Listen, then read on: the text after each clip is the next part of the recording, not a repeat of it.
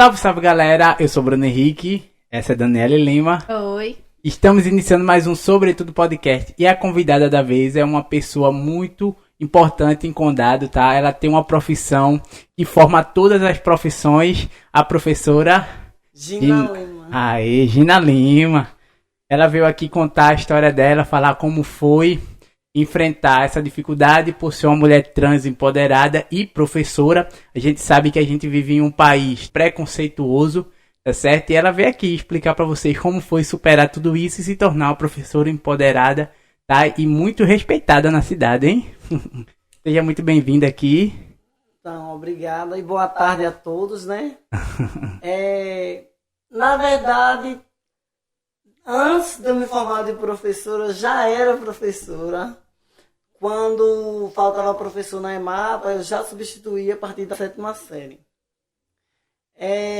Daí eu me interessei, eu gostei e resolvi fazer o magistério. Então, eu iniciei o magistério no antigo Ceru.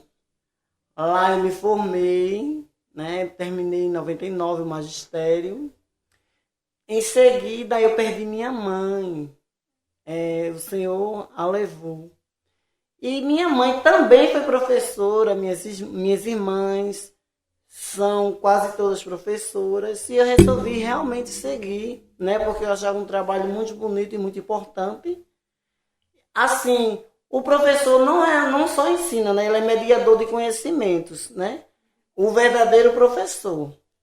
Nesse período, né, de magistério que eu fiz, eu enfrentei poucos preconceitos, não vou mentir, mas a partir do momento que eu comecei a ensinar nas escolas, eu senti preconceitos, não de pais de alunos, e sim da minha classe mesmo, de pessoas, de professores que é formado como eu sou.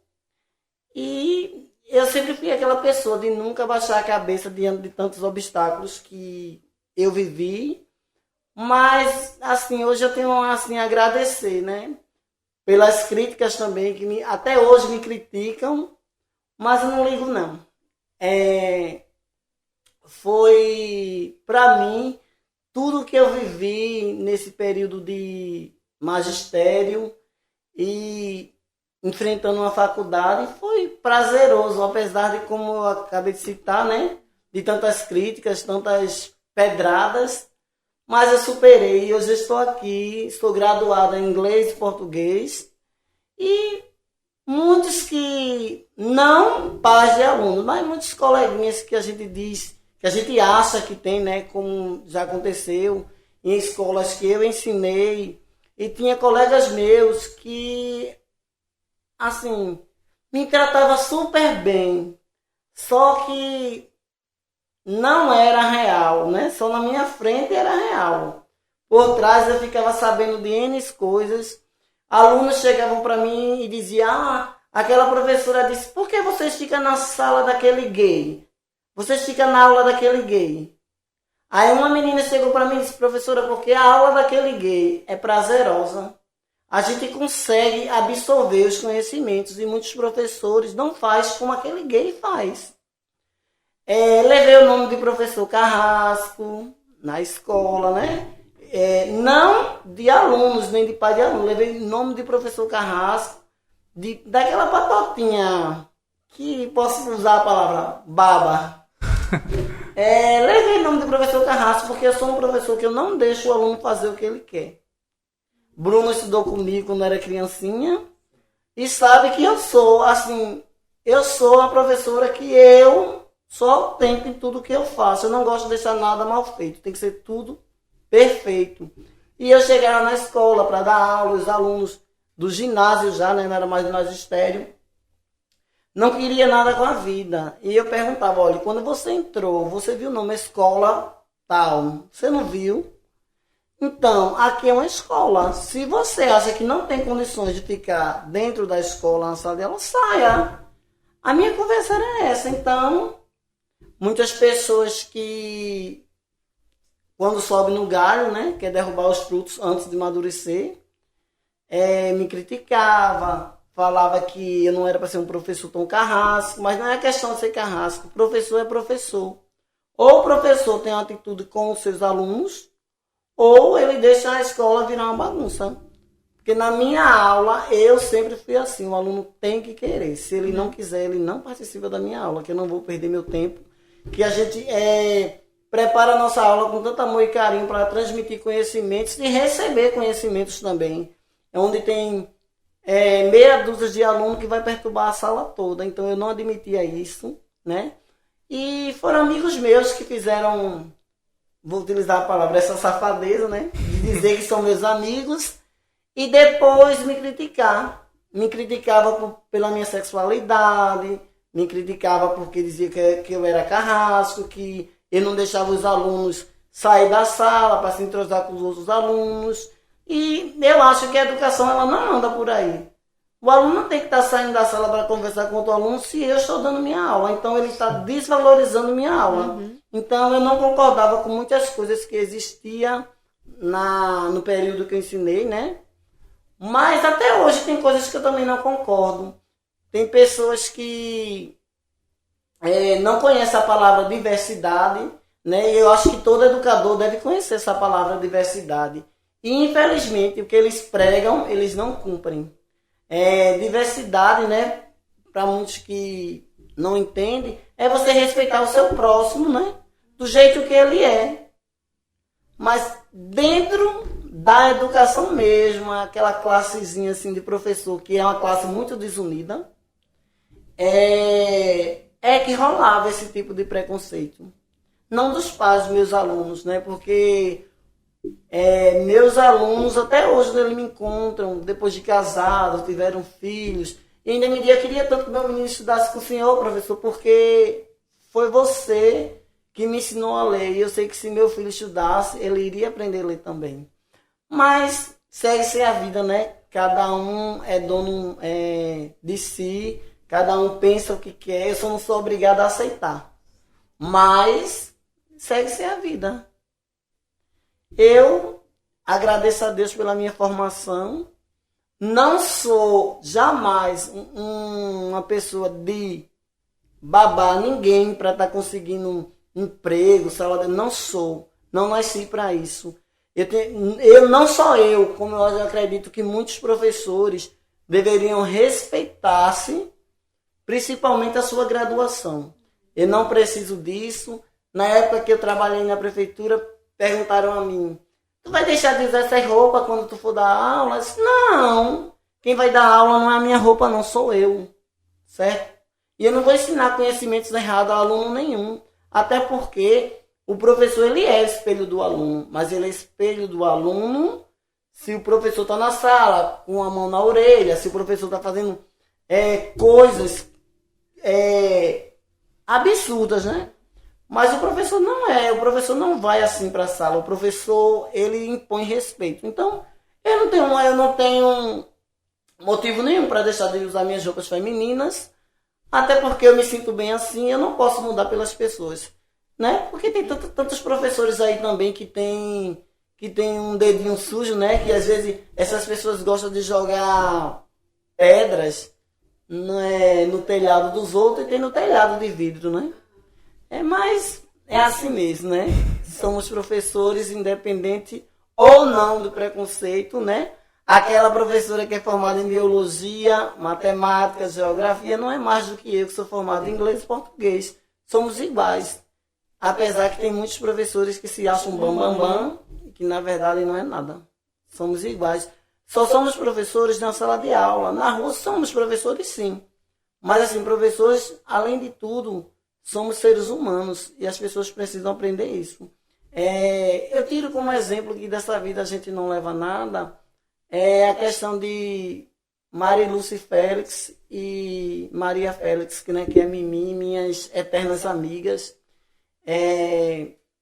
Até hoje, assim, eu tenho uma dor dentro de mim, porque elas partiram tão assim, de uma forma tão triste. Foi num curto período, né? Tipo, foi pai, uma semana a mãe, a outra semana a filha e depois de um tempo a outra irmã. Foi. Então foi trágico demais. Então, a morte dessas meninas, ela veio mostrar aos professores, principalmente, que elas duas eram professoras, que da vida a gente não leva nada. Né? Então, eu acho que, mais do que nunca, para todos os educadores, principalmente de condado, aprenda o que é diversidade e respeite as pessoas. Respeite as pessoas como elas são. Porque você não vai levar o seu diploma, você vai simplesmente morrer como todo mundo vai. Então, professor é professor, independente de sexualidade. E professor não transmite conhecimento errado nenhum. Então, o que eu tenho a dizer é que quem transforma o ser humano é a educação. Mas enquanto os próprios professores não usar essa palavra diversidade, não deixar esse preconceito de lado, porque o que mais se prega os filósofos, né, os pensadores, fala tanto da diversidade, tem informações continuadas que se fala da diversidade. Eles vivem esses momentos, mas eles não concretizam. Eles não concretizam a diversidade. E também, assim, é uma questão que muitos professores ainda precisam se descobrir, se reciclar para ser um verdadeiro professor. Porque ser professor só no nome não adianta, não. A educação não vai para frente. E aí, né, eu deixo aqui a minha frase, né, para todos os professores, que não é o salário que faz a educação, é o caráter. Deixo essa mensagem para todos eles. Show. Inclusive, foi minha primeira professora, foi quem me ensinou a ler, né? E daí eu tenho muito orgulho e gratidão de ter passado, e eu falo a todo mundo quando me pergunta quem foi que te ensinou. Minha primeira professora foi... Eu já escutei muito, não só dos outros alunos que foram alunos meus, que eu sempre escuto, olha, fulano disse que estudou com tu quando era pequeno, que aprendeu a ler contigo. Eu disse, foi verdade, né? Hoje eles estão grandes, já casaram, nada mudou na sua vida, mudou? Não. Não, você é um homem, tem seus filhos, tem sua filha, então não transmite conhecimento errado nenhum. Isso aí é coisinha da cabeça de gente de mente pequena, né? Também Condado é um município muito pequeno, as pessoas daqui, os professores daqui, a maioria tem a mente muito fechada. Tu falou muito sobre sexualidade, aí eu queria que tu me contasse um pouco de como foi, né? Até esse chegar... processo de transição, né? Eu, quando era pequenininho, eu sempre gostava de brincar de bonecas. E meus irmãos brincavam com carros. E as minhas irmãs com bonecas. E eu também só gostava com bonecas. Aí meu pai, né, que hoje também está com o Papai do Céu, dizia que eu era diferente dos outros. Porque os outros brincavam de carro. Quantos irmãos tu tinha? Eu tenho 11 comigo. 11 contigo. Então, meu pai dizia para minha mãe que eu não era como os outros, porque os outros brincavam de carro, de bolinha de gude, jogar bola. E eu só gostava de brincar de boneca com as minhas irmãs e as minhas colegas da rua. E eu continuei assim, né? Depois de um certo tempo que meus hormônios foram evoluindo, eu descobri minha sexualidade quando eu tive uma relação com meu primeiro namorado, que hoje ele não está mais, né? Ele mora em outro estado, né? No Rio. Mas até hoje as pessoas falam que é por escolha. Eu não acredito que seja por escolha, não. Quer dizer, tem umas pessoas que é por escolha, eu acho, porque você é uma pessoa que namorou, casou com uma mulher e depois você se tornou um gay. Eu não concordo muito com essas coisas, porque eu acho que quem é nasceu para ser assim. Não sei se vocês observam, muitas vezes a gente vê criancinhas que já tem um jeitinho daquela coisa. Não mostra? Vocês já observaram isso? Então, essas pessoas que é criancinha, que já tem aquela prática, aquele jeito de falar, né? Que é diferente dos outros meninos, você pode notar que ele cresce assim porque ele é assim. Só que existem muitas pessoas hoje que porque eu acredito que são porque querem. E na tua adolescência, também sofresse muito preconceito?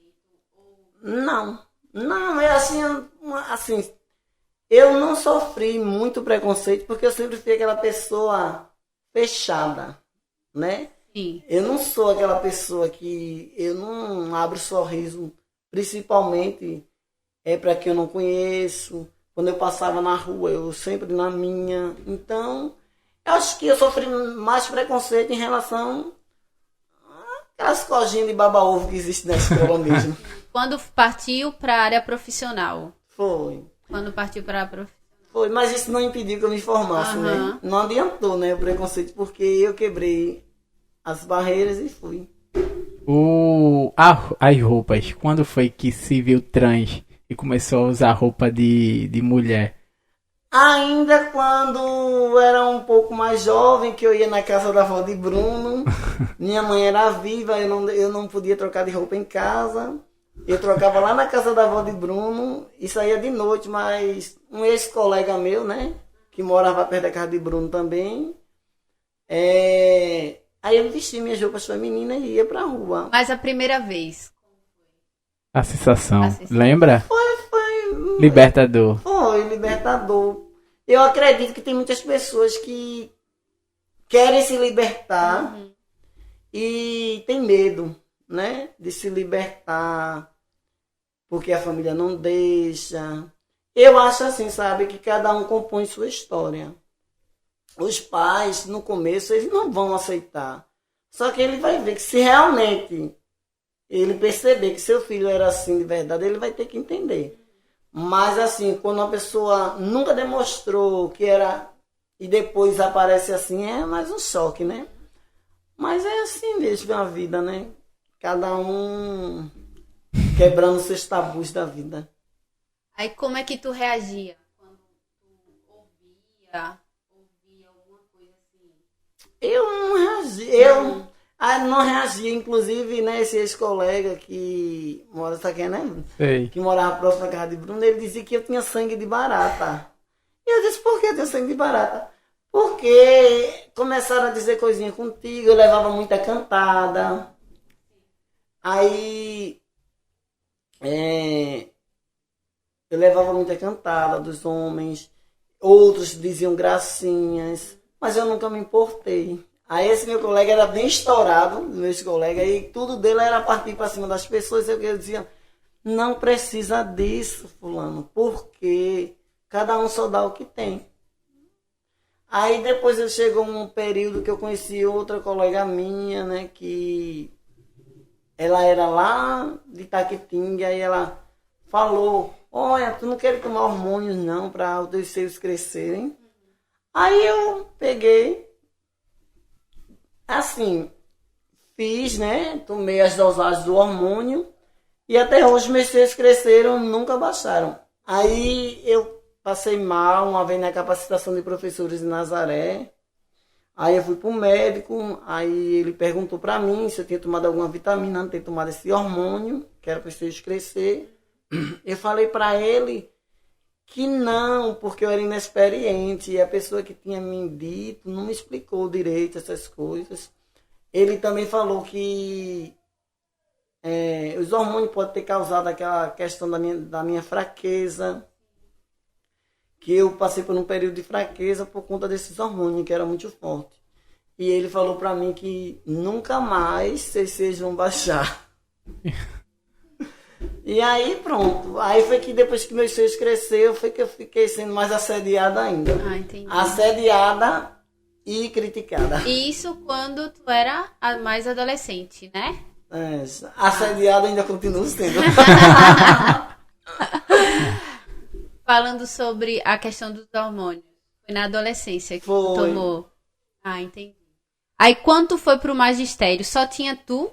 Só. E assim, a maioria que ia compor a sala era de meninas, né? Só meninas. E tinha você. E tinha eu. Inclusive foi uma turma que eu gostei muito, né? Hoje a gente se encontra na rua, outros estão em São Paulo, no Rio, aí manda mensagem. Ficou aquele elo de amizade, né? Da turma do magistério, que eu me formei. E também da turma da faculdade, né? Porque tu sabe que faculdade é de várias cidades. Aí a gente manteve o contato pelas redes sociais. E pronto, sempre fui bem aceito pelos meus colegas. Eu também aceitava eles com os defeitos dele, porque todos nós, né? Temos defeitos, perfeito só o Senhor. Então cada um se aceitava como era. E eu acho que é isso que deveria acontecer na educação. Que as pessoas aceitem, respeitem as pessoas como elas são, né? Eu digo isso em geral, na classe professor, coordenador, né? Aquela equipe da escola, né? Elas aprendam a viver realmente a diversidade, porque eu acredito que Condado é a única cidade que ainda existe muito preconceito em relação a uma professora trans, porque na cidade de Goiânia mesmo, tem uma trans, né? Que a faculdade oferece estágio. E deram para ela uma sala de aula de jardim, né? Aí eu conversando com uma menina que trabalha na Secretaria da Educação, ela me falou, Gina, isso não existe. Não é que porque ela é trans, ela vai ensinar aquela criança, nem a criança vai ser o que ela é, não. Aí eu já vi que lá na cidade de Goiânia, né? É um mundo mais aberto. E nas outras cidades também, que eu encontrava os professores da faculdade e diziam, minha gente, eu ensino em Timbaúba, ensino em Nazaré. Mas só é o que tem é transexual. Vai para a escola de saião, dá aula, e os alunos têm que respeitar, porque ele não vai ensinar nada errado aos alunos. E isso é o que deveria acontecer em Condado, mas infelizmente não acontece, porque, como eu falei anteriormente, as pessoas não conhecem a diversidade, né? Não sabem o que é a diversidade, pregam uma coisa que não sabem. Atualmente, está dando aula em alguma escola? Não, eu estou só com reforço.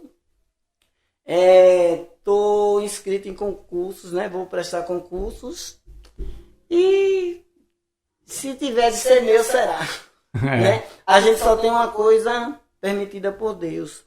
Tudo que você tem é permitido por Deus. Se você não tiver, é porque não era para ser seu. Seja amor, seja emprego, seja o que for. Se não ficou com você, é porque não era para ser seu.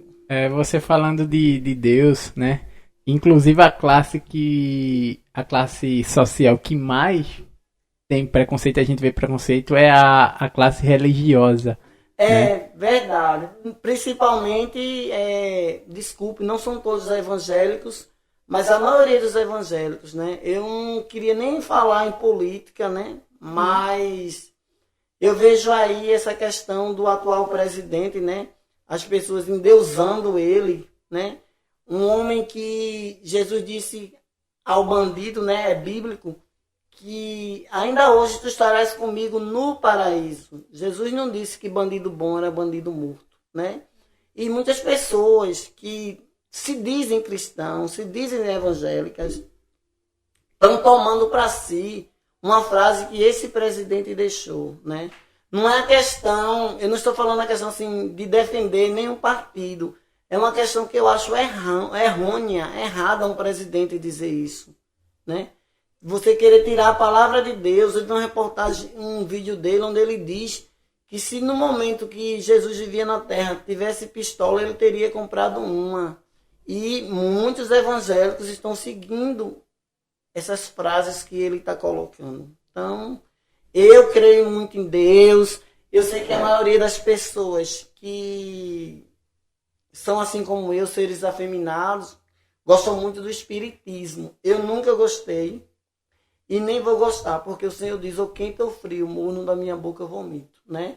Sei que da lama do pecado ele me ouve e eu quero perder tudo, menos o amor de Deus e a misericórdia e o perdão dele. Eu acredito muito nele, acredito na força que ele tem, que nos move, vivo, né? Amo muito meu Deus, independente de religião, não tenho religião, sou uma pessoa agnóstica, né? Eu creio em Deus, eu sou agnóstico, eu creio em Deus, mas eu não determino religião, né? Porque vejo hoje aí que religião virou meios de vida, vejo tantas safadezas por trás das religiões, né? E Deus, ele não se agrada disso. As pessoas veem um ser afeminado e chega para você e diz, mas Deus não se agrada do que você é. Será que Deus se agrada do que você é, que você é também? Mas já chegou assim? Já chegou pessoas evangélicas, você sabe que Deus, ele ama o pecador, mas ele aborrece o pecado. Isso sim é verdade. Mas será que Deus, eu disse para ele, será que Deus também se agrada do que você é? Ou você é perfeito? Né? Outra vez chegou um evangélico na minha casa para pregar. A minha mãe era evangélica. Eu gosto muito dos evangélicos, das músicas dos hinos evangélicos. Mas aí eu ia dar reforço, as criancinhas estavam chegando e ele conversando, e mesmo assim eu atendendo ele educadamente. Aí no final do diálogo eu disse para ele, vá na paz. Ele olhou para mim e disse, você não tem paz para me dar. Oxi. Aí eu, então vá pro inferno.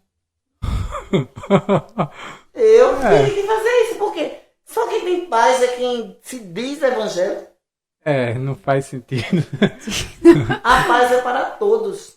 Não é só quem são evangélicos, não. E outra coisa também, que os evangélicos têm que procurar mais ler a Bíblia direitinho para primeiro pregar, porque está tendo muito tropeço na palavra, muito. Coisas que o próprio Jesus não disse e eles colocam.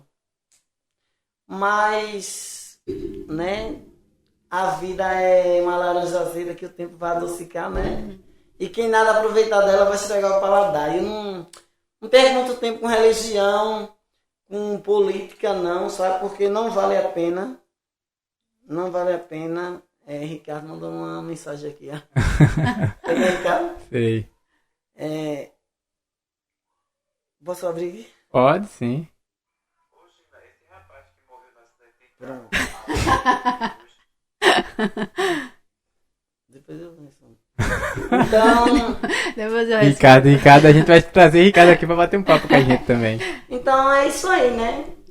A gente tem que se respeitar, cada um respeitar o outro, cada um no seu quadrado.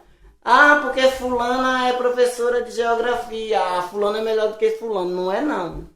Fulano é igual a fulano, não existe professor melhor e nem pior.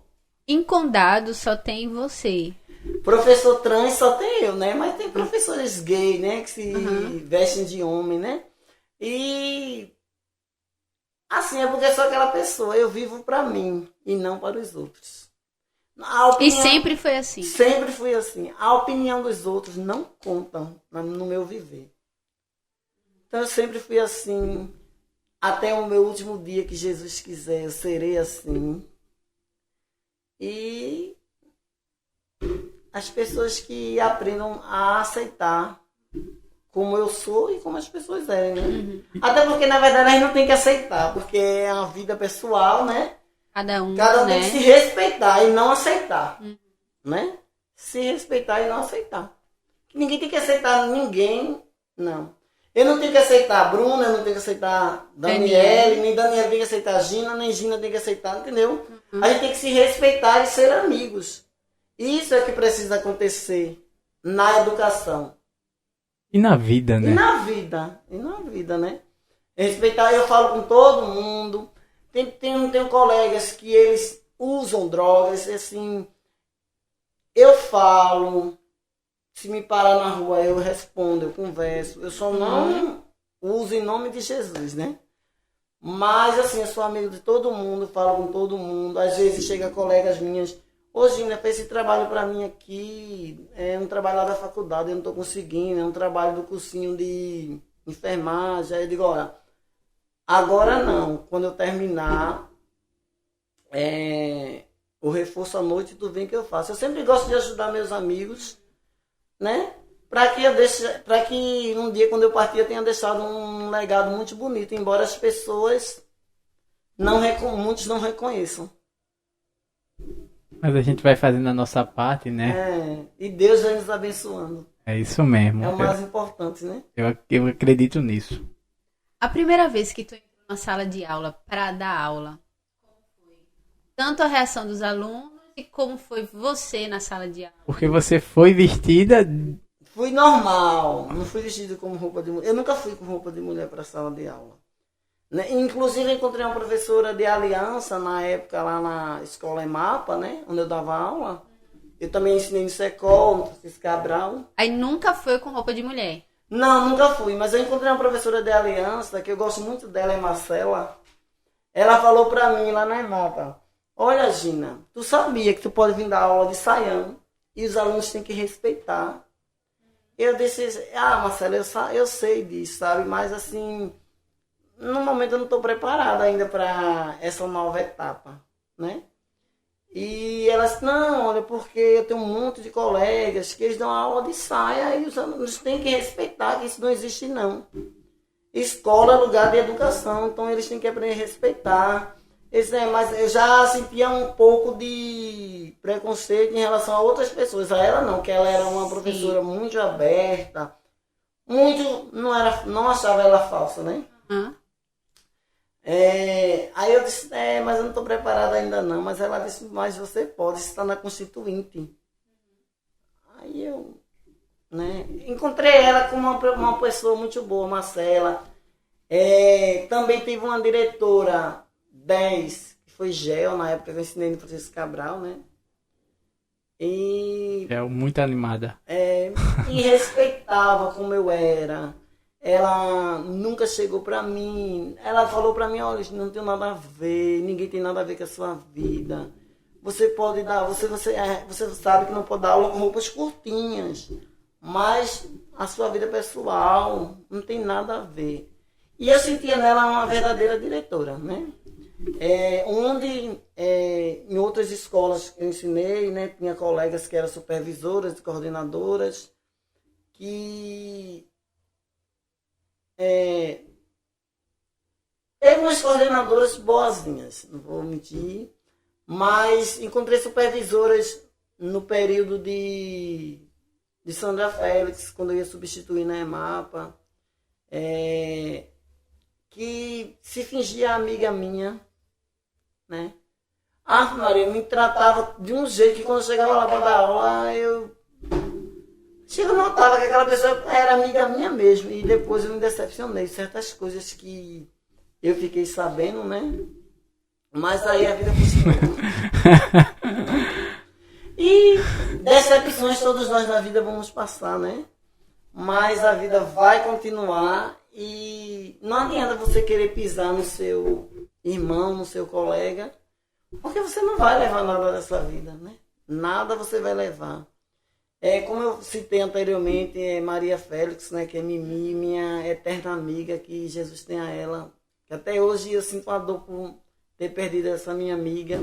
Por Marilúcia e sua família também, né? Os parentes delas, né? Eu tomei como exemplo elas, tão estruturada, inteligente. Aí veio esse vírus miserável e ceifou a vida de nossas amigas. E o que aconteceu? Né? Elas eram professoras, mas não levamos nada. Não levamos nada. E as pessoas têm que aprender isso. E a vida segue faltando um pedaço, né? Aí eu digo às pessoas que eu me desanimei de fazer concurso, essas coisas, por conta delas, que eu até cheguei a dizer assim: será que vale a pena a gente estudar tanto, ser formado professor e depois vir a morte e nos levar? E até isso eu pensei.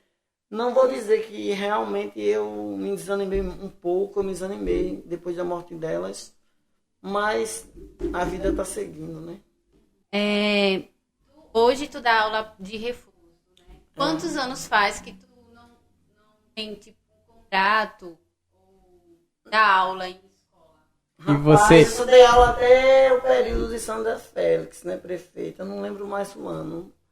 Mas Aí depois da gestão de Sandra, aí não foi mais. Acredito que foi porque também eu não apoiei, né, o atual gestor, que eu não tenho nada contra ele, né? Eu não tenho nada contra o atual prefeito. Eu acho também que rola esses preconceitos, o gestor nem sabe, né? Sim. São aquelas pessoas que ele São as coloca... camadas de baixo. Né? São as camadas de baixo que ele coloca para trabalhar, e aquelas pessoas que é da educação mesmo, tem aquele certo preconceito, né? E o gestor às vezes nem sabe o que está acontecendo, né? Mas como existe isso, né? Fazer o quê? Então faz uns 5 anos, então. 5 a 6 anos, né? Eu ia perguntar se achava que era por conta da sexualidade, ou por outro motivo, mas talvez seja até pela política mesmo, pela politicagem, né? Não é assim, não é questão de política, porque eu nem conheço esse prefeito direito, né? Eu não tenho nada contra ele, nem nunca conversei com ele, nem nunca cheguei para ele para entregar currículo, essas coisas. Porque, na verdade, como eu falei, existem aquelas pessoas de baixo, né, que usam, né, o preconceito como uma justificativa. Né? Com justificativa. E as pessoas, por que tu não fala com o prefeito? Eu disse, eu não. Não vou falar com o prefeito, não. Sabe, eu acho que, como ele não sabe, né, cabe a cada um, né, que está exercendo aquela função, respeitar os seres humanos como eles são, né? Cabe a eles, mas se eles são assim, fazer o quê, né? Pena que... assim, na verdade, eu tenho pena dessas pessoas que não crescem para a vida, né? Mas, assim, em relação ao prefeito, eu não tenho nada contra ele, né? Eu não posso dizer assim, o prefeito não me contratou. Eu não posso dizer isso, porque eu não fui a ele, né? Porque se eu estivesse julgando ele, eu não posso julgar o prefeito. Agora sim, pessoas que estão de frente, essas coisas, tudinho, eu não fui. Inclusive chegou até um vereador para mim e falou para mim, Gina,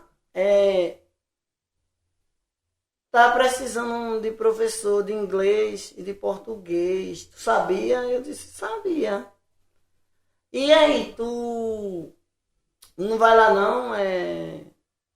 Na Secretaria da Educação? Eu disse, vou não. Eu quero que as pessoas me reconheçam pelo meu trabalho. Tá entendendo? Pelo meu trabalho. Eu não preciso estar... todos nós precisamos, mas a gente não precisa estar mostrando a pessoa que eu sou formada naquilo, para que as pessoas vejam. Não, porque as pessoas já sabem que eu sou professor. Não precisa disso. E, infelizmente, existem pessoas assim. Faz parte da vida. Faz parte da vida. Quando você era mais jovem, né, e morava com seu pai, porque assim, não se vestia em casa, não. Mas com certeza alguém na rua via e dizia... Mas nesse período aí, meu pai era separado da minha mãe. Só que quando eu ia na casa da avó de Bruno, o pessoal de lá, do outro lado, dizia minha mãe. Aí minha mãe perguntava, não, é mentira, não sei o quê. Só que depois, né, eu tive que dizer a verdade a ela e pronto. Ela aceitou numa boa? Não. Minha mãe sempre me amou, independente de sexualidade. Porque hoje é mais comum, né? Mas antes, eu acredito que era mais assustador, né? Talvez. Por falta de conhecimento, né? Por falta de... E ela era evangélica. Da Assembleia. Então, assim, mesmo que ela não tivesse, ela sabia exatamente o amor de mãe que ela tinha por você. Mas tinha a outra galera, né? Que é a parte religiosa. Mas aí, eu vou dizer, existem muitos evangélicos, eu conheço evangélicos verdadeiros, que dizem assim, Gina, eu gosto de tu como tu é, do jeito que tu é, o teu problema aí é entre tu e Deus. Esse é um evangélico, né? Mas aquele evangélico que chega para você e diz, não, porque eu tô salvo e tu tá condenado. Esse não é um evangélico. Olha, para começar, Deus disse que olhou para a terra e não viu sequer um justo. Entendeu? Então, do jeito que eu estou condenado, todos estamos. Não adianta você pregar a santidade que você não querer pagar de santo que você não é. E eu tenho essa concepção para mim, sabe? O meu pecado é entre eu e Deus, né? E eu digo sempre que os seres afeminados, as trans principalmente, é a Maria Madalena da vida. Que cada um que queira tirar suas pedrinhas.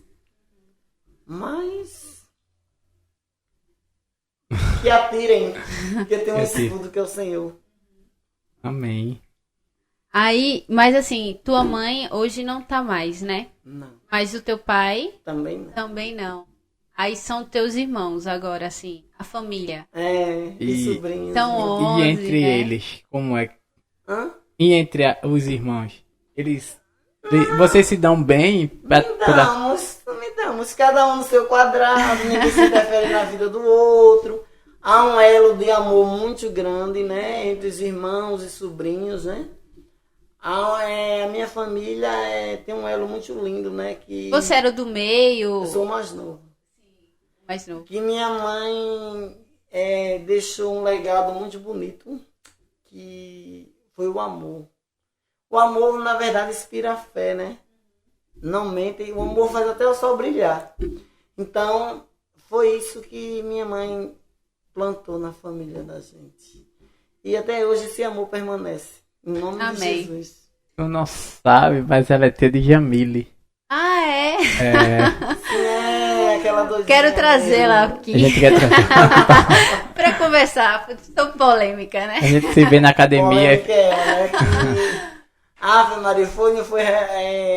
Ela agora mudou mais e melhorou mais, mas gerava umas desavençazinhas assim com a família ela, né? Mas eu sempre digo a ela, Jamile, família é família, viu? Família é um presente que Deus nos deu. Na hora da dor é a família que ajuda. Eu sempre digo pra ela essa. Vocês se dão bem, então. Tá muito Eu bem. acho que o tio que ela mais se dá, assim, da família, a tia, o tio, sei lá, é eu. Todos os problemas dela, ela vai numa mensagem pra mim, olha, não sei o que, sei o que, sei o que. Eu digo, se ajeite, faça desse jeito. Eu digo, Tu dá conselho. e às vezes ela fala do namorado dela, eu também falo dos meus namorados que eu tive, né? E, inclusive as pessoas que assim como eu, né? Dizem assim, vem cá, tu não ama ninguém não. Eu disse assim, amar eu até amo. Só que eu tomei vacina juntamente com a Covid, em relação à safadeza de homem. Já tive vários namorados, não deu certo. Já sofreu por amor. Já, quem não teve uma paixão que amargou que nem Giló. Já sofri, mas superei. Aí eu sempre canto assim, quem não amou, quem não sofreu. Já sofri muito por amor, mas hoje esse negócio de sofrer por amor não é comigo mais não. Namorar, não dá certo, vá, siga a sua vida e eu siga a minha. E pronto. Ninguém é de ninguém, né? E para todos os meus ex, eu desejo toda a felicidade do mundo. Mas eram. Muitos longe de mim.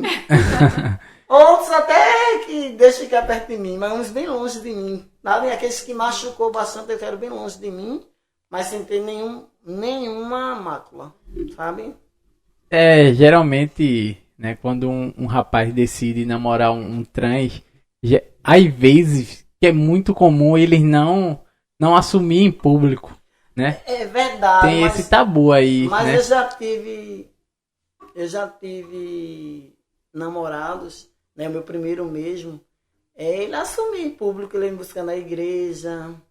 Eu tive outro, da São dos Cunhos, que o carro matou ele, né? Eita. Mas ele não era mais namorado meu, fazia 3 meses que a gente tinha acabado, quando eu soube que o carro tinha matado ele e o colega dele. Acidente. Aí eu fiquei assim chocada porque ele foi um namorado que não me causou tanto mal. 3 semanas antes desse acidente, ele tinha pedido para voltar. Eu disse que eu não ia voltar com ele porque não dava mais certo, né? Ele tá vindo lá da São dos Contos, arriscando a vida dele atrás de mim. Também eu não gostava mais dele, aí... Não. Mas, assim, dele eu só tenho lembranças boas. De outros, infelizmente eu não posso dizer a mesma coisa. Não posso. Tem uns que eu quero bem longe de mim, sem nenhuma maldade, como eu falei, né? Sem desejar nenhum mal. Mas tem uns que... É bem melhor longe que de fique sangue. longe, né? Nem oi. E- Outros que não fizeram tanto mal, pode assim, se falar oi, eu respondo. Mas a proximidade não. Você falou que seu ex-namorado ia lhe buscar na igreja. Aí como não tem religião, qual igreja você gosta de frequentar? Não, eu frequento qualquer uma, mas no momento eu frequentava a católica. Porque eu acho assim, sabe, que a igreja católica, ela é uma igreja assim, cada um faça por si, que Deus fará por todos, né? Não tem essa doutrina que Martinho Lutero, né, que ele foi a contra-reforma, né, que ele Ele fez contra a foi o Igreja Católica, né? primeiro... Ele foi o primeiro protestante contra a protestante. Igreja Católica, né? Então, para muitos evangélicos que não conhecem ainda, parem de pegar coisas que eles não sabem. Porque Martinho Lutero foi um homem de carne e osso, que protestou contra a Igreja Católica, né? Contra as vendas de indulgências. E hoje, a gente vê essas vendas nas igrejas evangélicas, em muitas igrejas evangélicas. Venda da flor perfumada, do óleo da unção, não sei de que, não sei de que, não sei de que. Então hoje, quem fazia o que a Igreja Católica está fazendo são muitas igrejas evangélicas. Inverteu o papel, então.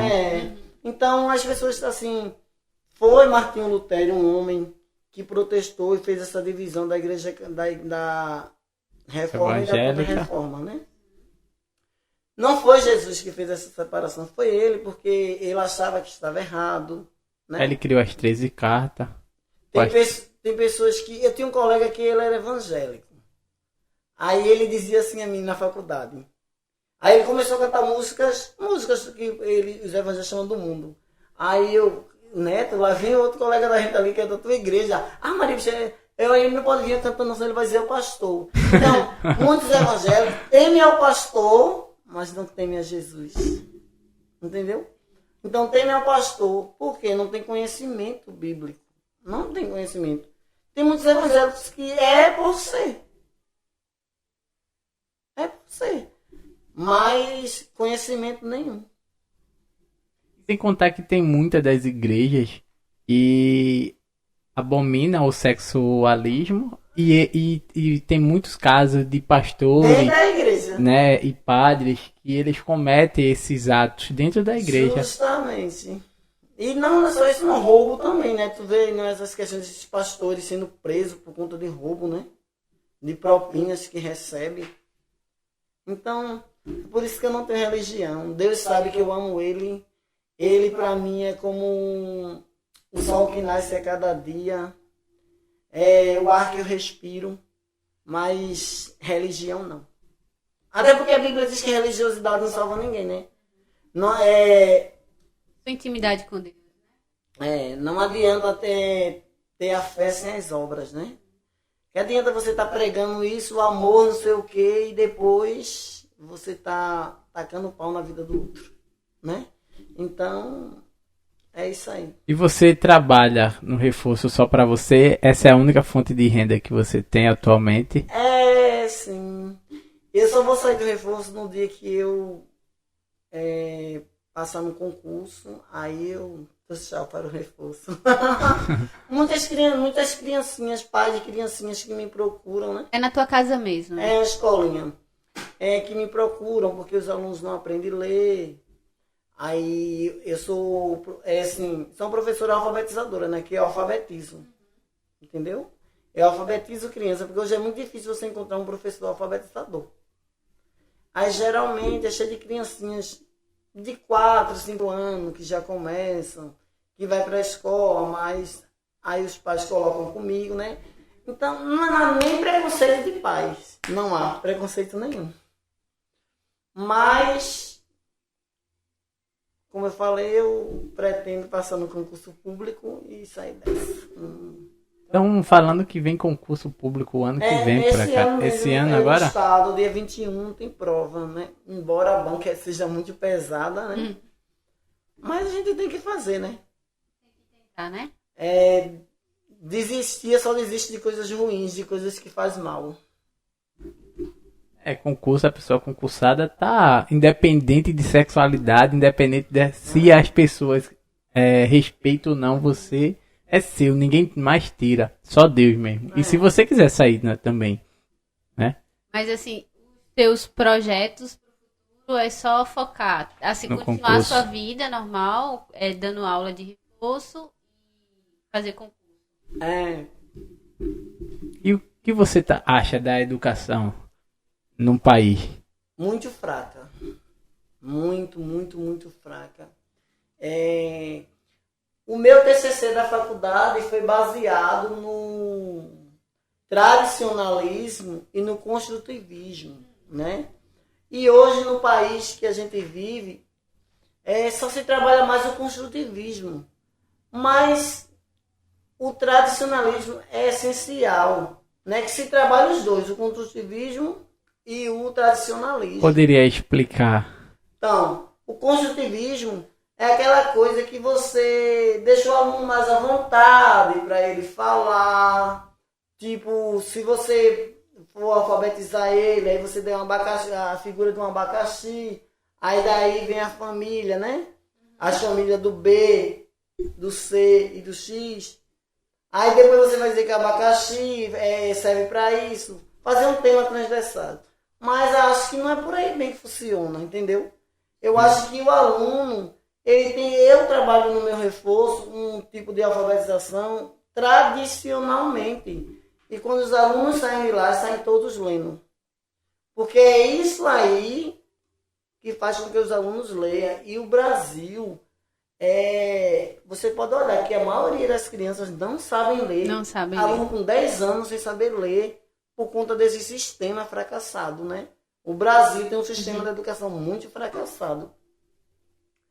Que é essa questão aí, né? Do só trabalhar o construtivismo. Eu acho que eu trabalhei na EJA principalmente, olha, uma turma de EJA geralmente ela começa com... Eu começava com 45 alunos, terminava com 42, com 43.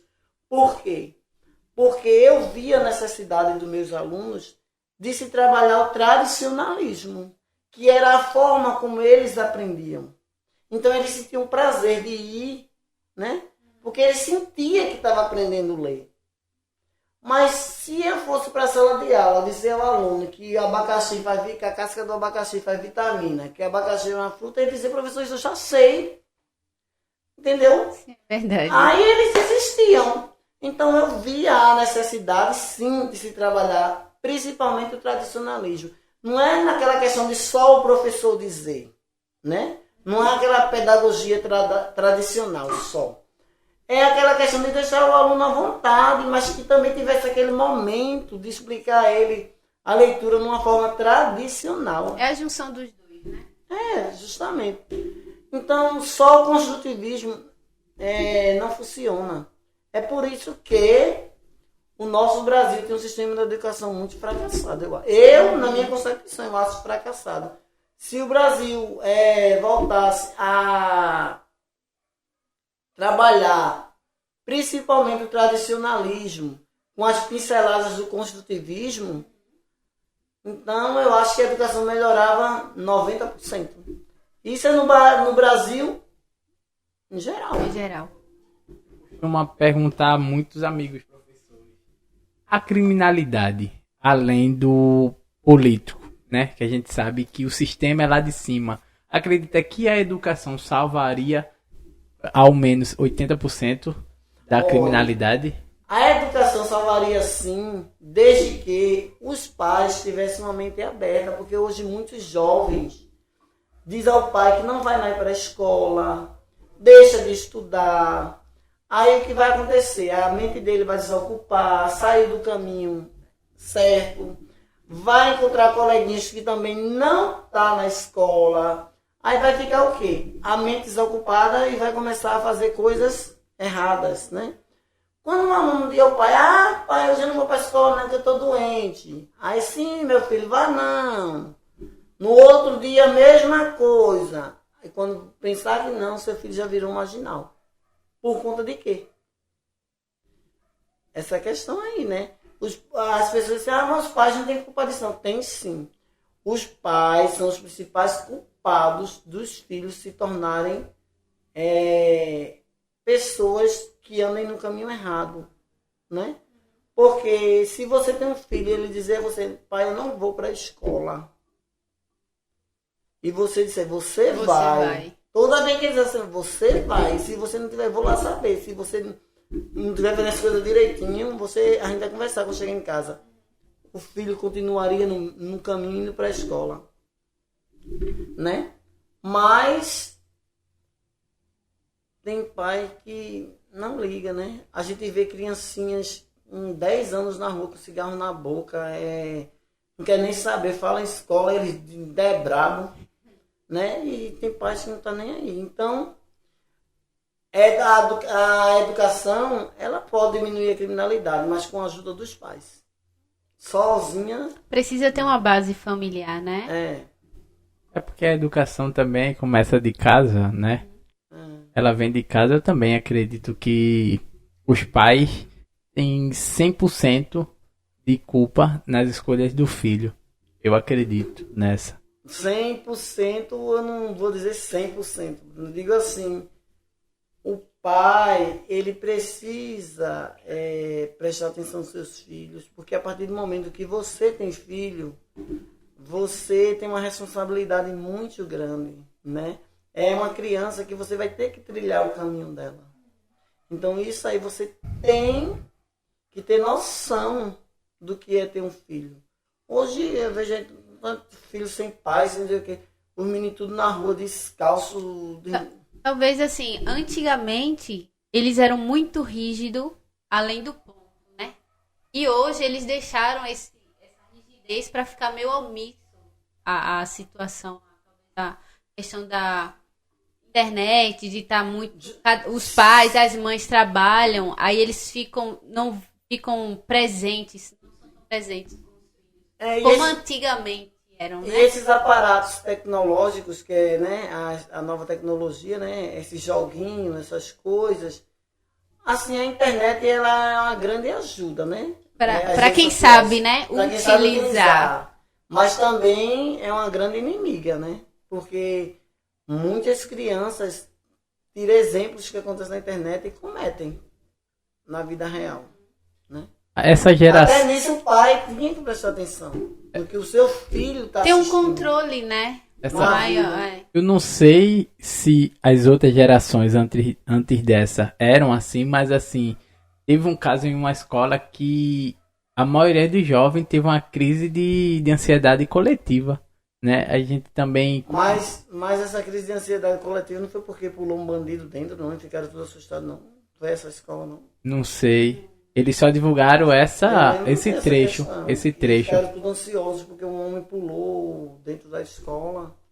Pronto, não sei. Eu vi no TikTok só a partezinha da crise coletiva. Da crise coletiva, aí eu fiquei, caramba. Aí acredito que é uma geração, os pais não se dedicam tanto.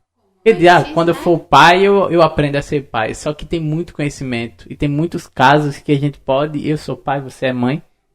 E a gente consegue ver que por um trico, a escolha da nossa filha pode desandar. Né? Então, assim, os pais têm sim, né, não fechar os olhos para uma realidade. Mas eles fecham. Infelizmente, tem uns que nem a pensão querem pagar, né? E também acontece muito responsabilidade, né? Acontece muito de não querer cuidar do filho, jogar na escola, jogar para a professora e dizer... Mas na verdade, olha, o professor, ele eu acho que o professor pode educar o aluno ainda, ajudar a educar enquanto ele criancinha. Mas depois que o filho tá grande... O professor não é educador nunca. O professor só vai ser mediador de conhecimentos, mas educador depois que o aluno tiver mais de 10 anos, é impossível.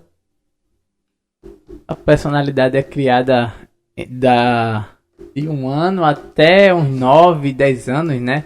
Não é isso? Eu acredito que 10 anos eles já estão com a mente já segura do que aprendeu, do que viveu em casa, entendeu? E para que o professor possa moldar isso, fica difícil. É complicado mesmo.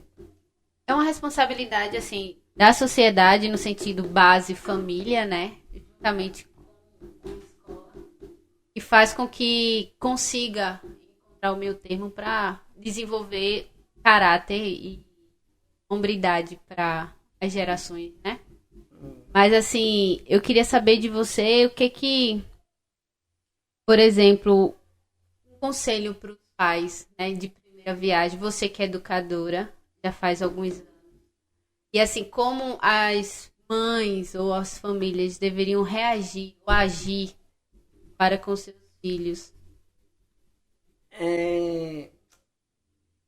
Eu acredito, né, que os pais eles devam prestar atenção nas suas criancinhas, que eles estão vendo que o mundo não está para brincadeira, né? Existem muitas criancinhas por aí afora que têm a mente fechada, que pode ser levado por maldades, né, do mundo.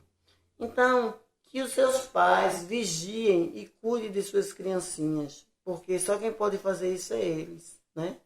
O professor está na escola para ajudar a que a criança siga o seu caminho, no caminho da educação, para que essa criança se torne um cidadão de bem. Mas os pais têm que ajudar. Então, que os pais prestem atenção. Preste atenção nas suas criancinhas. Não deixe elas fora da escola, né? Procurem sempre saber como é que está seu filho na escola, o que é que está acontecendo na escola. Não jogue sua responsabilidade nos professores, não. Não jogue não, até porque o professor não é educador, o professor é mediador de conhecimentos, né? É isso aí que os pais têm que fazer, prestar atenção, ir na escola, saber como é que está seu filho, quando o professor mandar chamar, ir, porque teve uma época que eu ensinava lá no Secol, e eu ensinava à noite EJA, e tinha um jovem que aperreava muito. E eu sempre mandava recado para a mãe dele, mandava bilhetes, porque ele estava um fracasso nas disciplinas, e a mãe dele nunca ia. E quando chegou o final de ano, ele foi reprovado, né? A mãe dele foi. A mãe dele chegou lá com 2 quentes e foi vendo. Aí disse, por que fulano foi reprovado? Aí eu falei, olha, deixa eu pegar aqui minha agenda.